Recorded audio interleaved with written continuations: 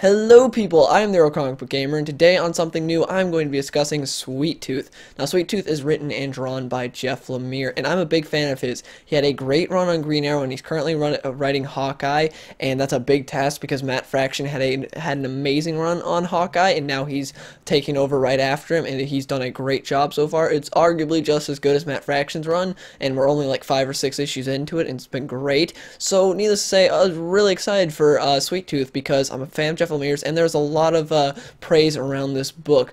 But going into it, I had no idea what it was about. Like all the previous books I've talked about on something new, I've known at least a little about. Like I knew Saga was like this sci-fi space odyssey. I didn't know like any real details, but I knew it was a sci-fi space odyssey type book. And then Witches, I knew it was horror and there were some monsters in the woods. With Sweet Tooth, I knew nothing. All I knew was that the kid had antlers, and that was it. I knew nothing.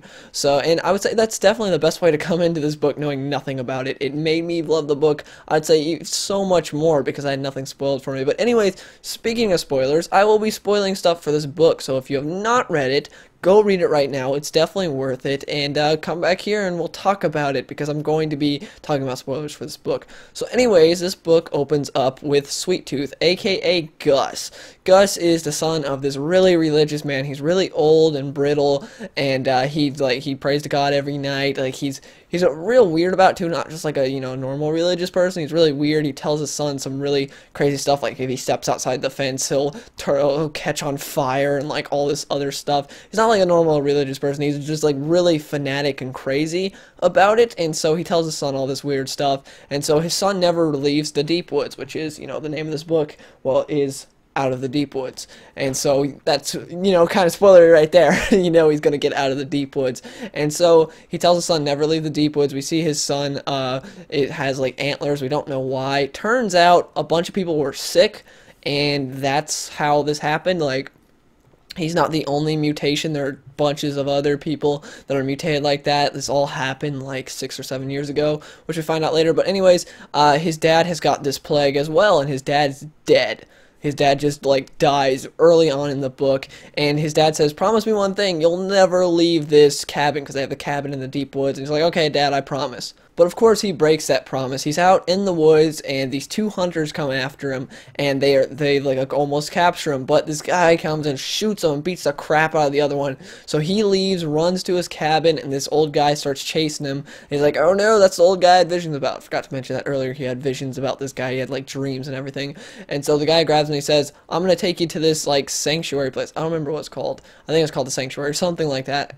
I don't remember the exact name, but anyways, it's a sanctuary for people like him. He says, "There are other kids that are like you, they're hybrids and stuff. I can take you there and help you. Why else would I have killed those 2 hunters that were after you?" So yeah, at first Sweet Tooth's a little hesitant, and then he's like, "Okay, I'll go with you."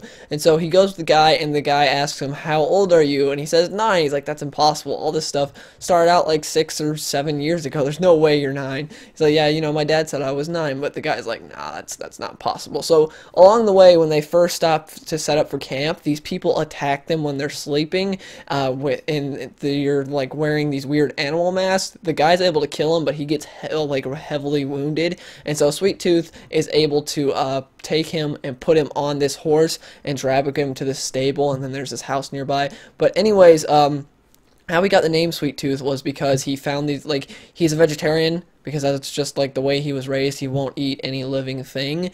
And so when he's there with the old guy, the guy's like, "Oh yeah, here, eat this." He said, "No, I won't eat any living thing." So he gives him some candy bars, and he just goes ballistic and loves them, and so he calls him Sweet Tooth. By the way, this old guy is awesome. He's like Clint Eastwood. He basically is Clint Eastwood, and he's amazing. He's my favorite part of the book. He's so cool. Like, he's got some past, and you want to see like what he's gonna talk, when he's gonna talk about it and everything. But obviously it's not talked about in this book because it's only volume 1. But anyways, when they're there, Sweet Tooth's able to patch him up because his dad taught him how to clean a wound and everything. And so Sweet Tooth's able to patch him up. He goes inside his house, finds some supplies. He sees this one little kid, and it's like dead little kid in his bed, and he was holding a book. It's basically Bambi, but to avoid copyright or something, it's called something else. It's like Andy or Randy or something like that. And so he picks up that book, and he takes it with him, and he goes back, and he's able to like help stitch up the guy then. And then they leave because, you know, he's all healed and everything, so they're back on their way to the sanctuary. Oh yeah, and something I forgot to mention was when Sweet Tooth went to patch him up, to wake him up, he woke up the old guy, and he says, Luis, Luis, and he's like, no, it's me, Gus, you know, Sweet Tooth.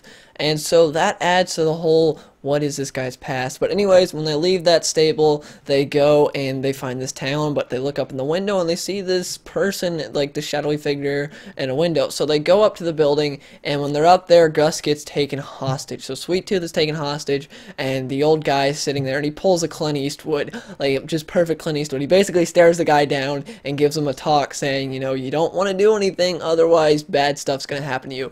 And it's this guy and this, well, it's a couple that are, you know, they're married, and they have this, you know, this whole brothel going on, and they're like, hey, you know, you want to have some time with them, you can have some fun and stuff. And like, these people are just crazy, and to lure people in, they had put bunny ears on this one girl because they're like, times are changing, so, you know, people want different things. And so it was really creepy and weird, and just it was weird. And so basically Clint Eastwood goes and he's like, okay, give me the boy back. He gets the boy back, and then when he's leaving, like, you hear a big smack, and then a girl screaming, because, you know, they have a bunch of girls there as the whores.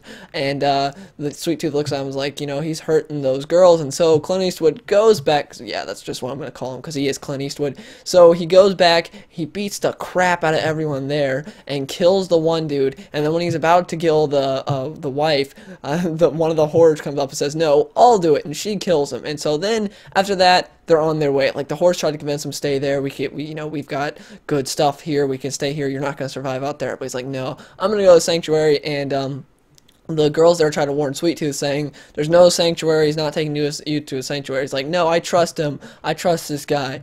And so Sweet Tooth and Clint Eastwood leave for the sanctuary, and on their way there, they'll run into these guys who've got blockade. They're trying to stop them from getting there. And so when they're there, these guys shoot out the horse out from underneath Clint Eastwood and Sweet Tooth, and it causes them to fall off the horse, and Sweet Tooth smacks his head on the pavement. It's just out cold. Clint Eastwood kills the guy and is able to carry, you know, Sweet Tooth to safety. And so when he does that, Sweet Tooth is dreaming, and he dreams about his father. He talks to his father for a bit, and his father, like, you know, it's a dream. So his father's like, you know, I'm so disappointed you left when I told you not to.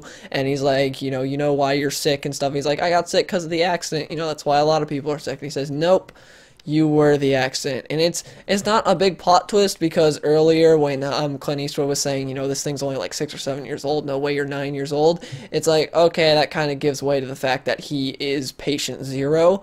And so yeah, but that confirms it right there, pretty much, his dad saying it in that dream, but don't know for sure, but that pretty much confirms it anyways. But anyways, after that, Sweet Tooth, he heals up, and he's able to walk to the sanctuary with Clint Eastwood. And when they get there, Sweet Tooth's like, I don't like the look of this place, it looks a little weird, it doesn't look like the safe haven I'd heard about.